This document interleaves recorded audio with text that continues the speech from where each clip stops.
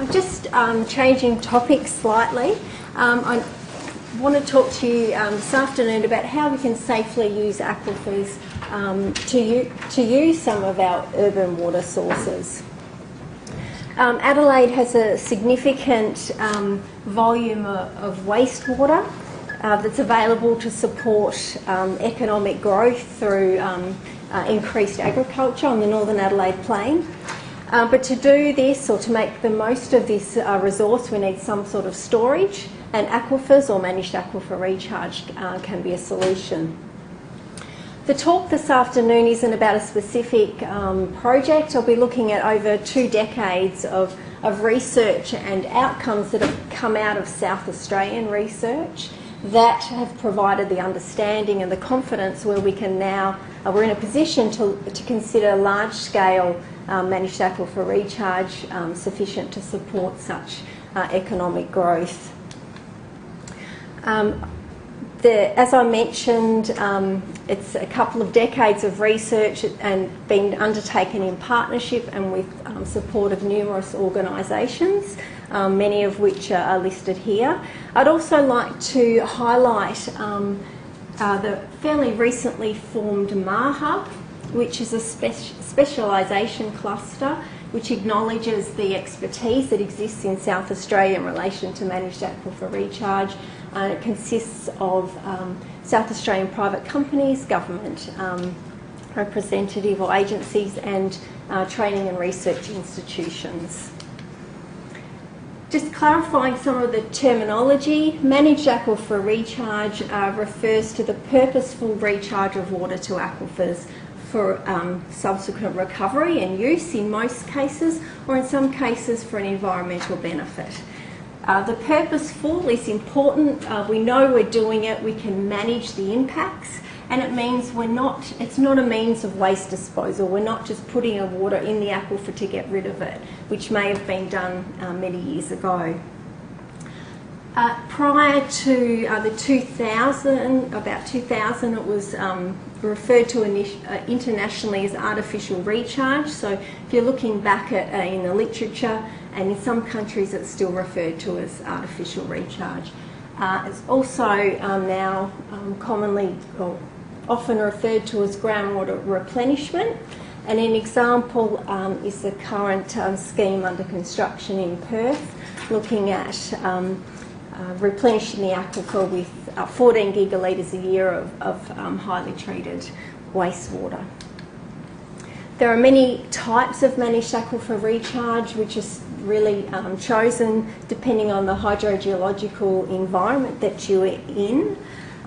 For shallow or unconfined aquifer systems, you may be able to have quite a simple system, an open unlined basin that allows infiltration down to the aquifer. What we're most familiar with here in Adelaide is, where will I go? Sorry. Aquifer storage and recovery, or ASR, which refers to a well injection recovery technique needed when we're targeting deeper confined systems. Specifically, ASR is a single well used for injection and recovery. There are many benefits of managed aquifer recharge. Storage being the most obvious. Water storage increases security of supply, reducing the need for new surface water storages, and in urban areas it can be difficult to find available space for those. Maximising value of recycled water. Aquifers can provide natural treatment, which then allows them to contribute to a lower cost, low energy water supply. Importantly, when we're talking about recycled water, it can allow time for people to feel that the water's been naturalised, it's coming out of the ground, so can increase public acceptance of recycled waters. Replenishing depleted aquifer systems, which can act to form a saline intrusion barrier or sustain groundwater dependent ecosystems.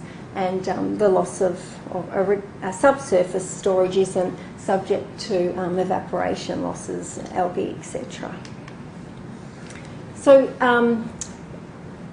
research here in South Australia has been integral in developing managed aquifer recharge nationally and internationally. And I'll just look at a couple of examples of stormwater and wastewater ASR that have been integral in this development.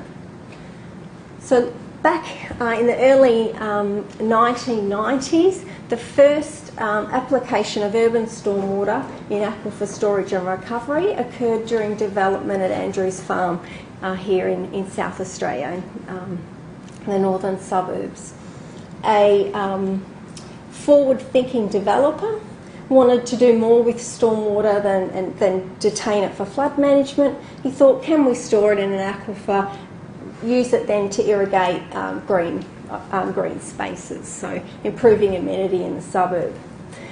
Prior to this time, experience with these ASR had been limited to natural waters, excess surface water, so there was concern about how a water potentially of lower quality would interact with the aquifer and whether it would be feasible or not. So a trial was undertaken. The infrastructure were 3 stormwater detention ponds with a total capacity of about 50 megalitres, a single ASR well for injection and recovery, and into the lower tertiary confined aquifer, the T2. And I think there was about a 20 metre target interval, so from about 108 metres below ground. And then we had 3 observation wells to understand the fate of that injected water in understanding the feasibility. Just very briefly, the trial did show that stormwater ASR was feasible with respect to the water quality that could be recovered, but also the impacts on the aquifer. And I'll go into some examples of that technical feasibility in the next case study. It was found to be reasonably economical, and based on sort of today's prices, stormwater ASRs about into that depth of about 100 metres below ground is approximately $1.50 a kilolitre. The research formed the basis of the first water quality guidelines for ASR with stormwater in Australia. Maps of potential aquifer storage were developed.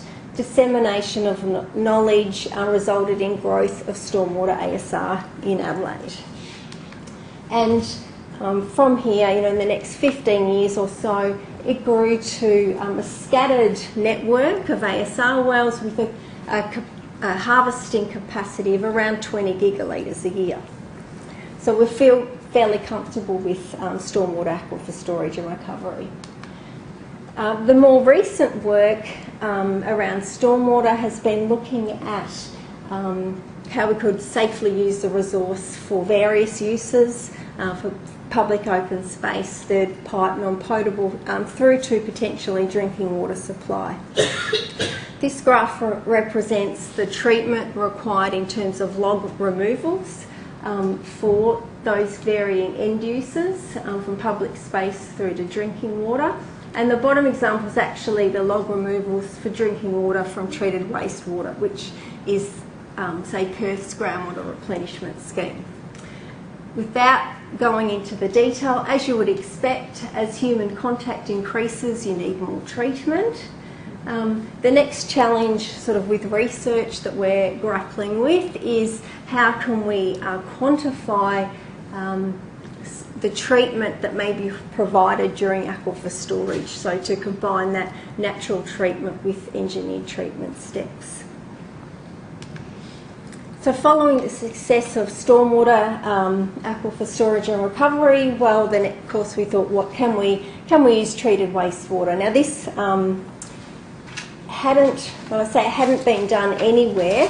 Treated wastewater had been used in ASR internationally, but after treating to a drinking water standard. So the Bolafar Reclaimed Water ASR trial looked at taking water from Bolivar, storing it again in that T2 aquifer in winter for use in summer for irrigation.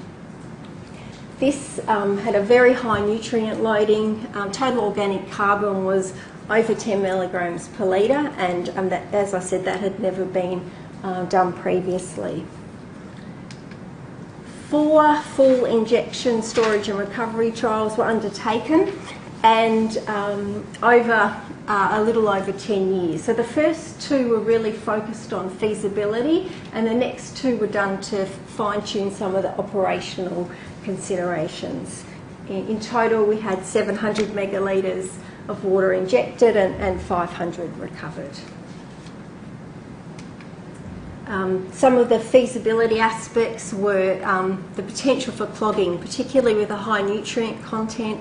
Would we get biological growth in the aquifer that would clog it up, and then we wouldn't be able to inject, etc., and it wouldn't be a viable scheme. We started with laboratory column studies, and this shows the reduction in hydraulic permeability in these small columns, and highlights that the reduction in hydraulic conductivity or the clogging occurs in the closest point to the inlet. So in a well system, it will be around the injection point. We also considered the impact of salinity of the recovered water. The recycled water is about 1,000 milligrams per litre TDS, and the ambient groundwater in the storage in the aquifer is about 2,000 milligrams per litre. You do get some mixing, so salinity increases as you pump the water out. The salinity constraint was the irrigation threshold of the Virginia pipeline scheme, and in all cases, while the salinity increased, we could recover about 80% of the water injected at a usable quality. I'll just skip on to my discussion about economic development. We know that we can store the water in the aquifer. The next step is where we can make maximise the value of recycled water, possibly as an irrigation supply. And to do that, it needs to be economically viable. This is a case study looking at the economics of a 9 gigalitre per year recycled water aquifer storage and recovery scheme. So it's a theoretical assessment, it's not real, and it was based on a network of 40 ASR wells. What we can see basically here, we've got the costs and the benefits. So we've got more benefit than cost. The levelised cost worked out to approximately 88 cents per kilolitre, and we had a high benefit to cost ratio. So what this actually represents is the comparison between it's actually storage in an above ground tank. So storing in an aquifer with a network of 40 wells was still less cost than a surface storage option. So really my final point is to say that research has been really positioned as well here in the state. It does play a key role in addressing uncertainty when we tackle something new. We need to address public health and environmental safety, and we have national MAR guidelines to guide us there. This will then impact on public acceptance, and we also need to account for economic viability. Demonstration projects, as we've seen, are essential in addressing the uncertainty, but also in sharing knowledge, which then builds capacity and confidence in new techniques. And that's all. Thank you. Thank you, Joe.